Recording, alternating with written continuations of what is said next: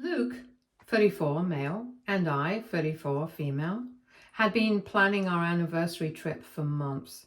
It was not fancy, just a quiet getaway at a nice resort where we could relax and enjoy our time together.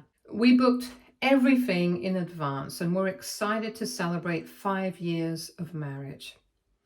Katie, 60 female, my mother-in-law, had always been a bit much. For some context on how Katie really is, when Luke and I started dating, her behavior got worse. She would call him several times a day, asking what he was doing, where he was, and when he would see her next.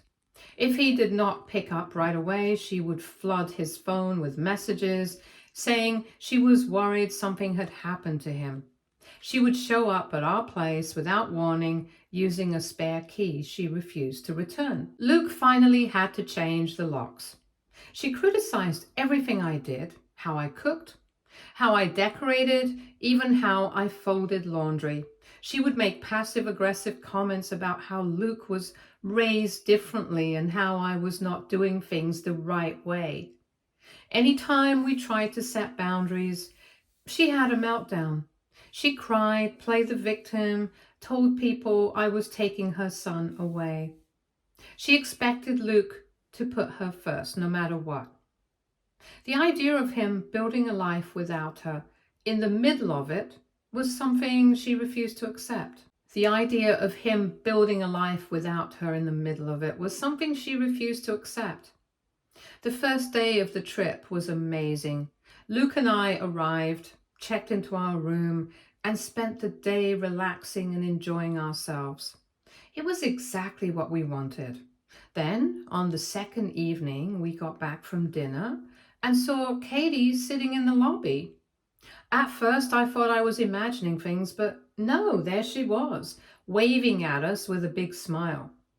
Luke stiffened beside me and I felt my stomach drop. This was no accident. She had come here on purpose. Katie greeted us excitedly and told us she had come to celebrate too. Not our anniversary, but her own milestone, 5 years of being a mother-in-law. She said she thought this was the perfect way to spend time as a family. I was too shocked to say anything. Luke looked ready to explode. Then she told us she did not have a reservation. She just assumed we would let her stay in our room. She kept saying that family shares everything and that it would be fun. I could not believe what I was hearing. She had traveled all this way without booking a room, expecting to stay with us in our anniversary suite. The room was meant just for the two of us. Luke asked where she had stayed the night before. She just shrugged and said she had driven up that morning. She had left early and made the long drive to surprise us. She really thought this was a great idea. I wanted to scream. Instead, I just stood there in shock while she kept talking about how wonderful this was.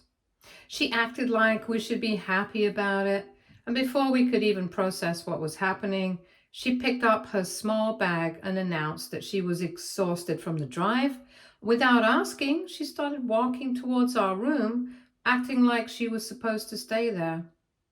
I looked at Luke, hoping he would say something, but he just stood there, clearly trying to decide how to react. Katie kept talking about how nice the resort was and how lucky she was to be here with us. She was completely ignoring the fact that she was ruining our trip. Then she casually mentioned that she had not packed much because she figured she could just borrow some of my clothes. She even said she had not brought pajamas because she assumed I had extras. I was losing patience. She was making herself at home in our space, like she had every right to be there. Then she started telling us about the plans she had made for us as a family.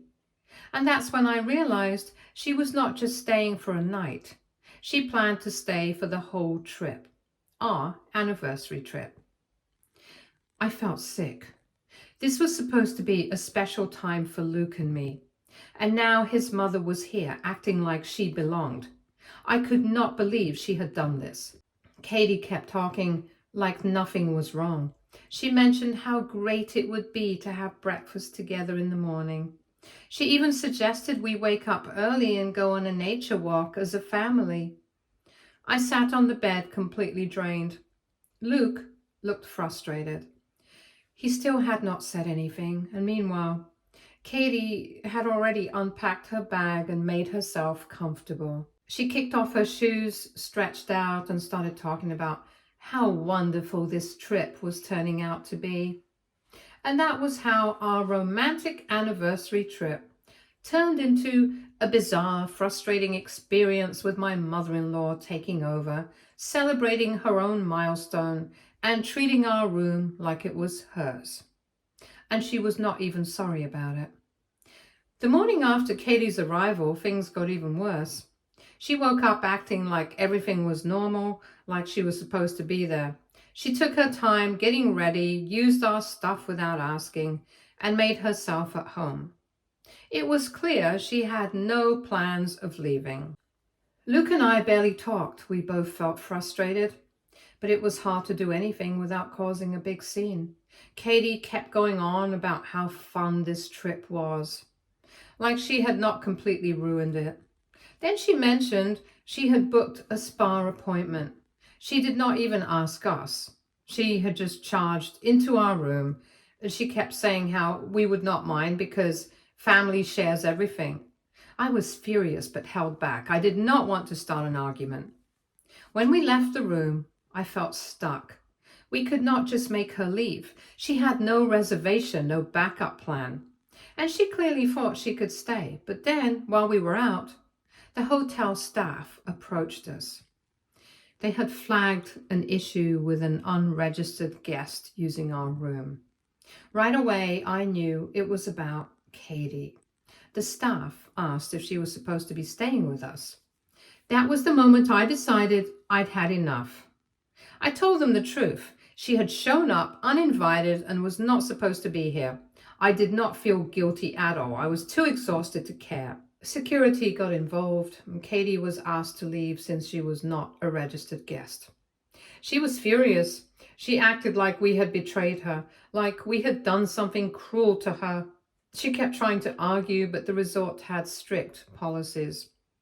She had no choice but to go. Luke stayed quiet the whole time. He did not try to defend her, but he also didn't say much.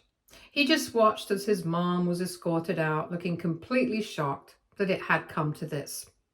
I thought that was the end of it. But when we got home, Katie started spreading her own version of the story.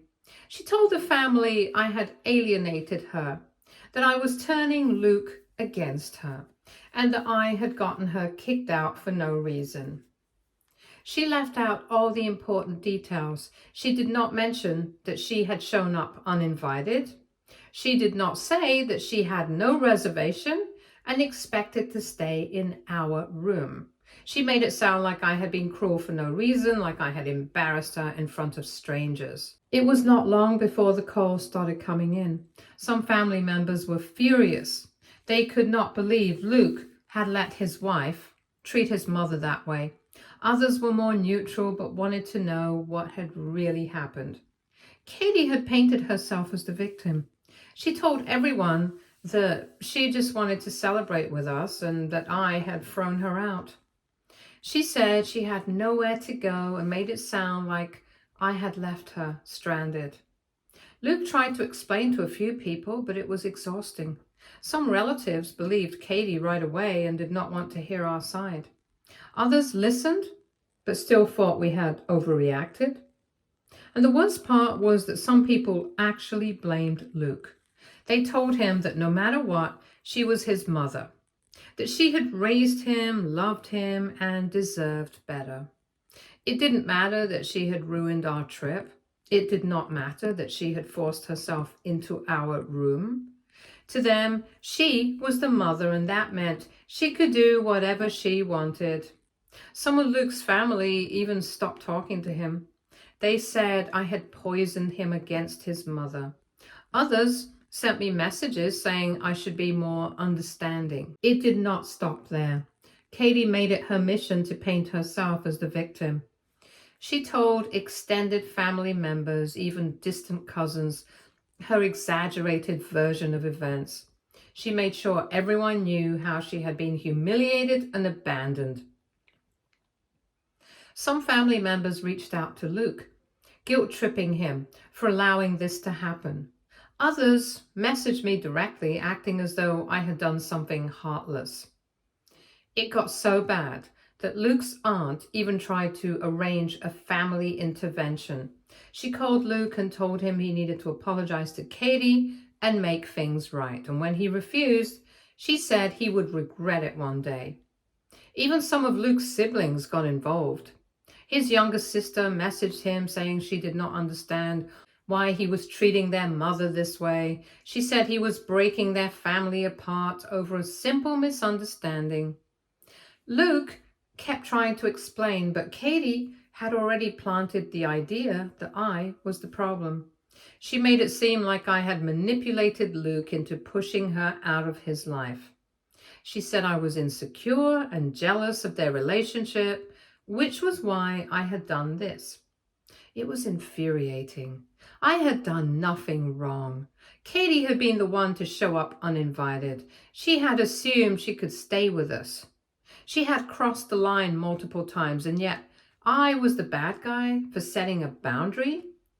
The stress from this whole thing started affecting my daily life. I avoided answering calls. I did not check messages from certain family members because I knew they would be filled with guilt-tripping and passive-aggressive comments. Even though Luke was on my side, it was hard dealing with all the backlash. Katie did not stop. She continued playing the victim, making it sound like I had destroyed her relationship with her son. She even hinted that I had some kind of agenda against her. It was exhausting. Through it all, I stood my ground. I knew I was not wrong. I had done what anyone in my position would have done. But with so many people against me, I started questioning myself. So now I have to ask AITA for not stopping the hotel staff from kicking my mother-in-law out. Update 1. When we got back from vacation, things with Katie only got worse. The rumors she had been spreading about me had already made their way through the family, and it was clear that people were starting to take sides. Some relatives reached out to Luke asking if it was true that I was turning him against his own mother. Others ignored me completely, suddenly acting distant and cold. It was exhausting and frustrating, but after a long discussion, Luke and I decided that we had to talk to Katie and try to settle everything before it escalated even further. We invited her over one evening, hoping for a calm, mature conversation. That hope disappeared the moment she stepped inside. She was already on edge, and I could tell she was ready for a fight. Luke started by explaining that he wanted to set some boundaries. Not because he wanted to push her away, but because we needed to protect our relationship and our personal space. He told her that while he loved and appreciated her, we were not going to tolerate any more unannounced visits, meddling, or guilt-tripping.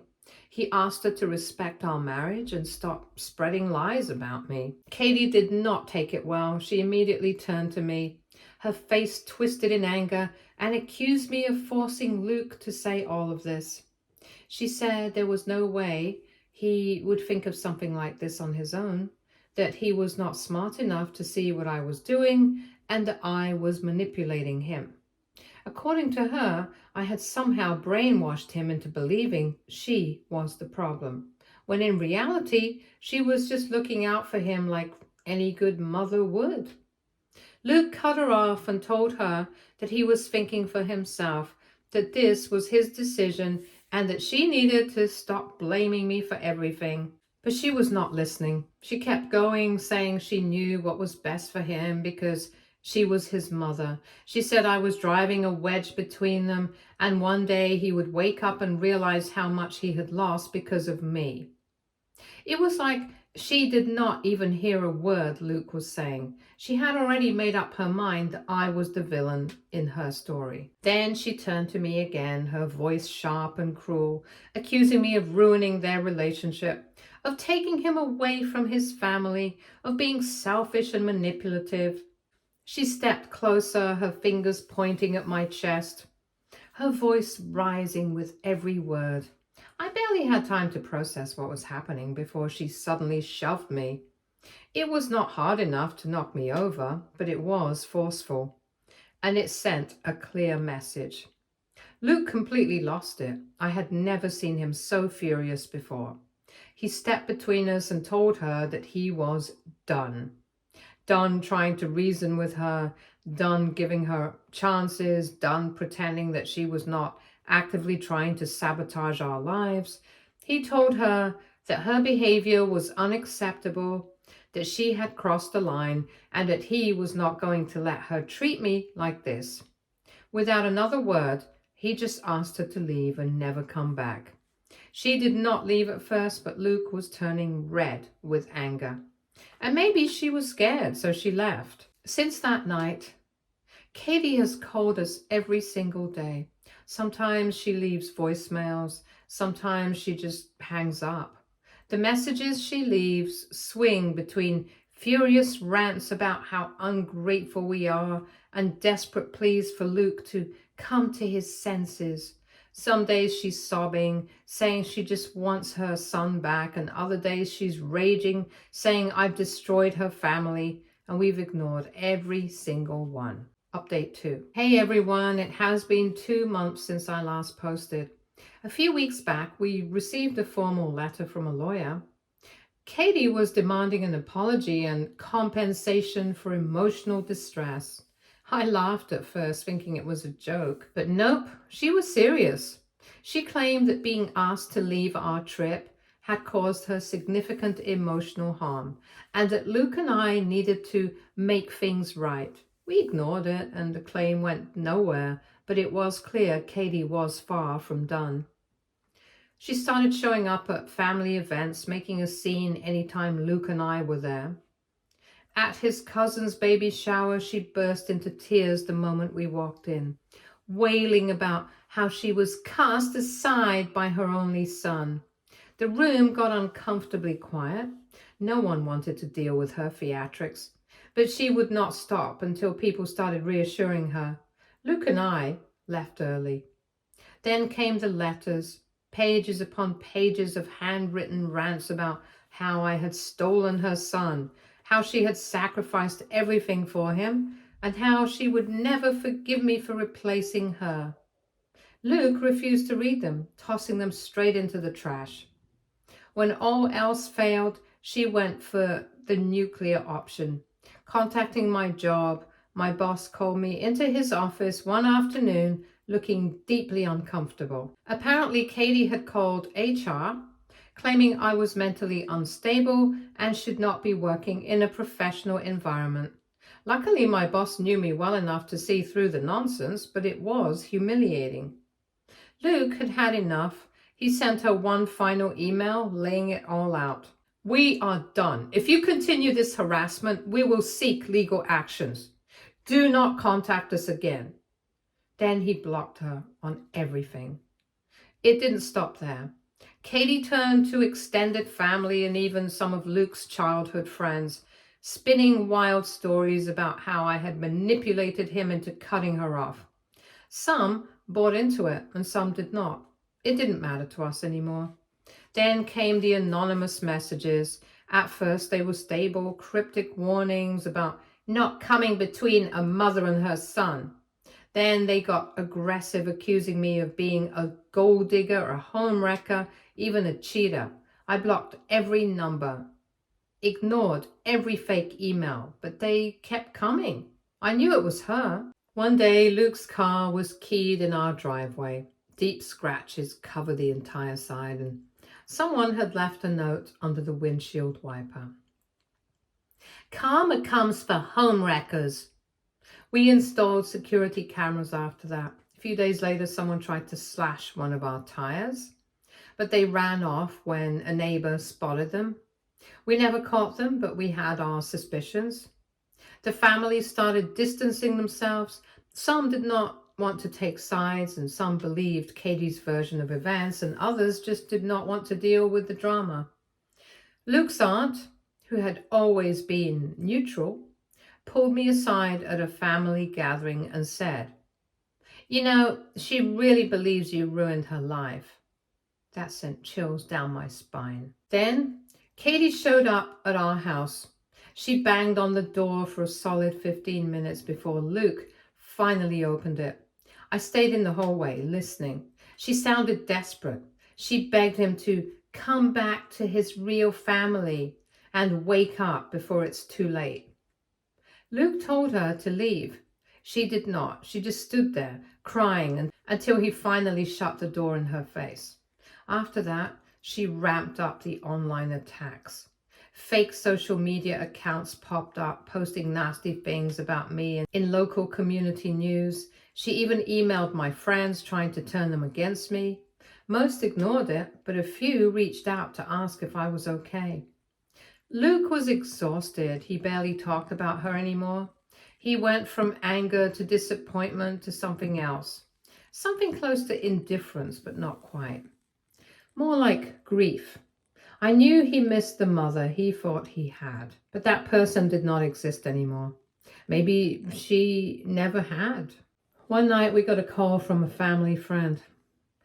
Katie had been in a minor car accident, and she was telling everyone it was because of stress caused by being abandoned. We did not reach out. We could not.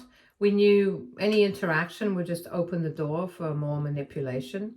But she was not done. She filed a police report against me, claiming I had threatened her safety.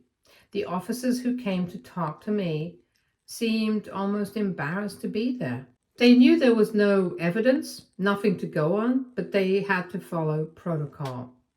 At this point, I do not even feel angry anymore, just tired. I have no idea how this would end, and honestly, I am not sure I want to find out. Update 3.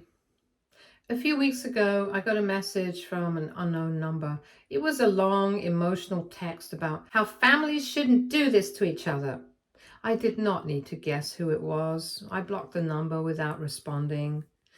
Then Luke's workplace got a complaint. Someone had emailed HR claiming Luke was unstable and had been harassing an older family member.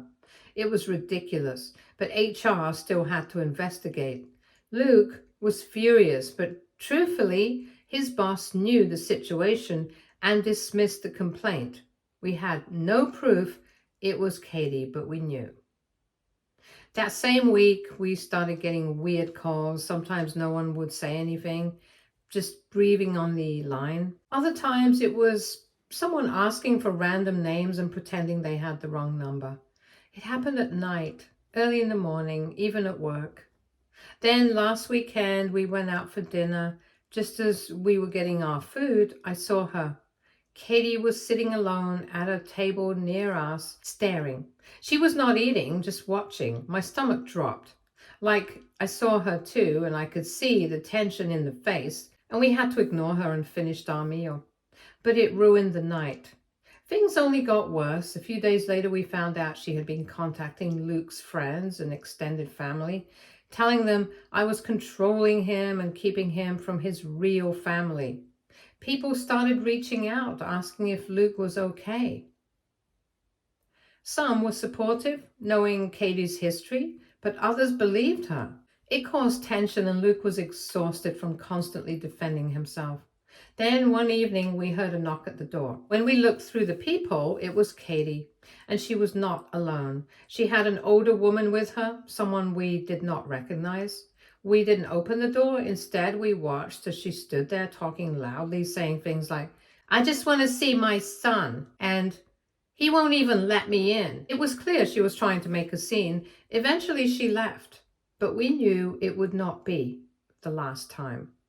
Luke was drained, and I could see it in the way he moved, the way he barely spoke some days. He was not just dealing with his mother. He was grieving the idea of who she was supposed to be. He had always known she was difficult, but this level of manipulation and obsession was something else entirely. One night we woke up to a noise outside. Luke checked, and someone had left a box on our porch. Inside there were old family photos, childhood toys, and a long handwritten letter from Katie. It rambled about memories, about how she had sacrificed everything for Luke, about how he was breaking her heart. It was unsettling, but we decided not to respond. Engaging would only encourage her.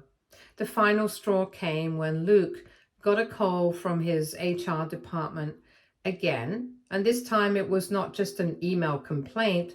Someone had called directly claiming Luke was having mental breakdowns at work. HR was understanding, but they advised him to be careful. They knew it was personal, but the fact that it kept happening was becoming an issue. Luke had to have a meeting with his boss to explain everything again. He was furious, and for the first time I saw him truly break down.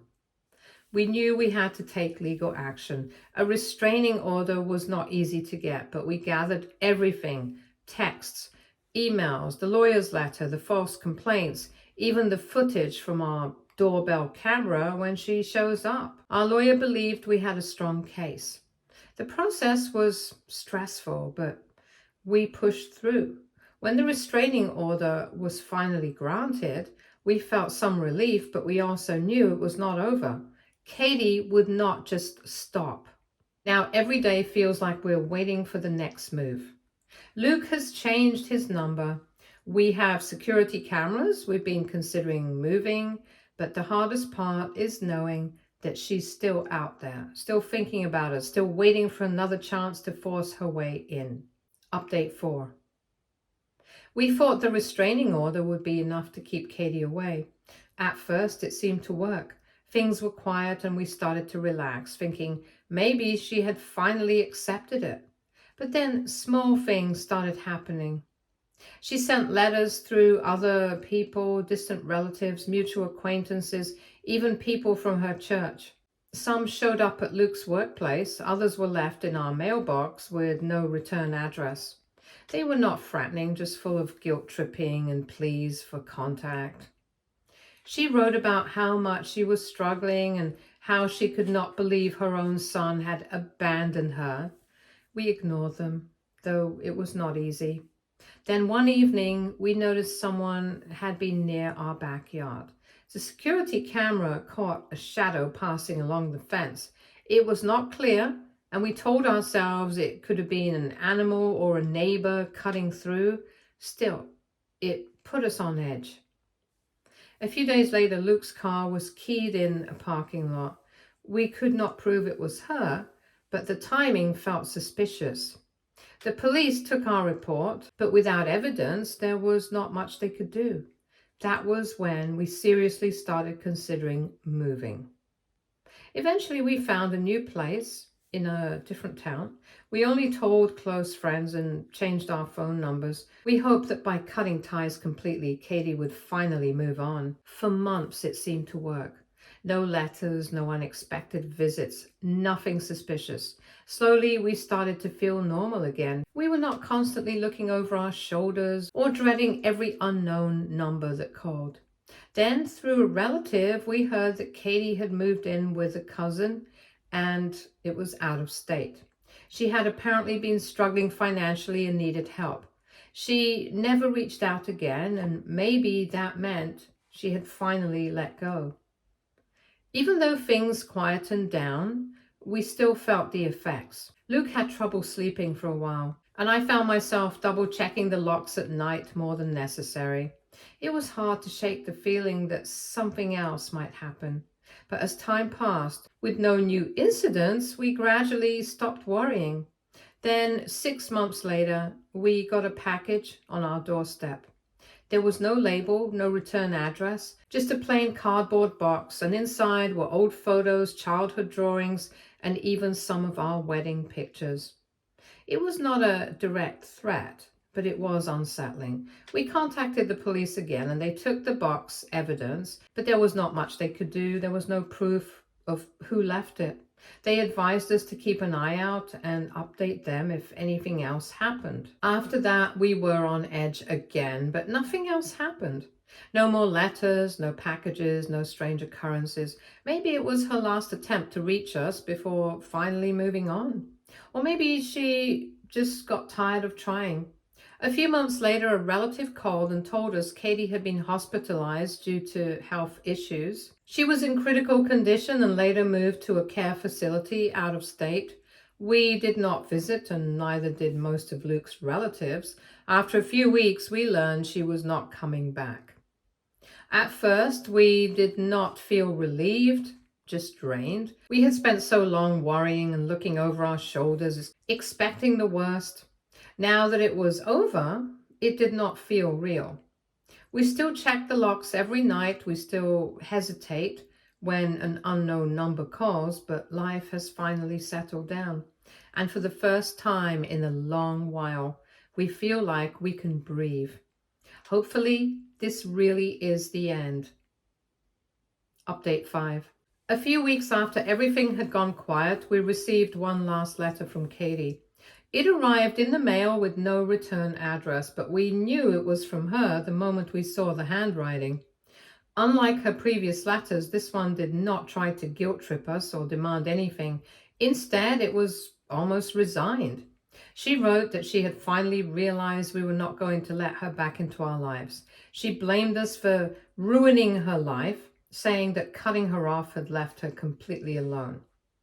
She mentioned how she had lost friends and how even some of her relatives had distanced themselves because of the situation.